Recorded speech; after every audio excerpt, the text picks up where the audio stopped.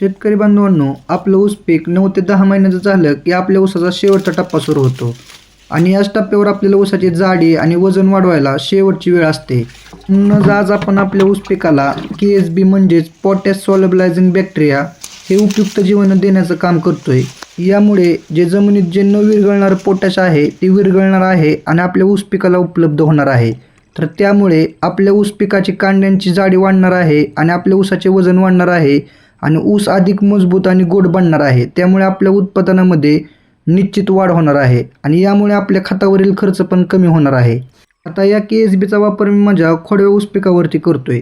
तर आता याचा वापर कसा करायचा आहे, तर 1 लिटर एका एकरासाठी वापरायचा आहे KSB आणि 2 किलो गूळ.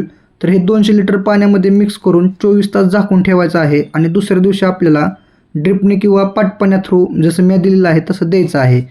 तर शेतकरी मित्रांनो, नक्कीच याचे तुम्हाला चांगले रिझल्ट मिळतील आणि व्हिडिओ आवडला असेल तर नक्कीच आपला व्हिडिओ जास्तीत जास्त शेतकरी बांधवांपर्यंत शेअर करा आणि आपल्या ER फार्मर या यूट्यूब चॅनलला सबस्क्राईब करा. धन्यवाद.